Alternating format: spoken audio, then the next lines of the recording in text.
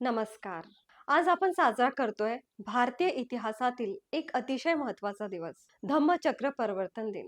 14 October 1956 रोजी नागपूरच्या दीक्षाभूमीवर डॉक्टर बाबासाहेब आंबेडकरांनी लाखो अनुयायांसह बौद्ध धर्माची दीक्षा घेतली आणि भारतात सामाजिक क्रांतीचं नवं पर्व सुरू झालं. हा दिवस फक्त धर्म परिवर्तनाचा नाही, तर विचार परिवर्तनाचा, मनोपरिवर्तनाचा आणि जीवन परिवर्तनाचा दिवस आहे. बाबासाहेबांनी सांगितलं होतं, बुद्धाचा धर्म हा समता, बंधुता आणि प्रज्ञेचा मार्ग आहे आणि त्यांनी स्वतः तो मार्ग स्वीकारून लाखो लोकांना अंधश्रद्धा आणि अन्यायातून मुक्त केलं. दीक्षाभूमीवरील ती ऐतिहासिक घटना म्हणजे असमानतेविरुद्धचा आवाज आणि मानवतेचा नव्या पहाटेचं आगमन होतं. आज आपण सर्व बाबासाहेबांच्या विचारांना वंदन करताना आपल्यालाही हा प्रश्न विचारायला हवा, की मी माझ्या जीवनात समतेचा, करुणेचा आणि तर्काच्या मार्गावर मी चालतोय का? बुद्धाचे तत्वज्ञान आणि बाबासाहेबांचा संदेश फक्त स्मरणासाठी नाही, ते आचरणासाठी आहे. म्हणूनच आजचा धम्मचक्र प्रवर्तन दिनी चला आपण संकल्प करूया, द्वेष नाही तर मैत्री वाढवूया, अंधश्रद्धा नाही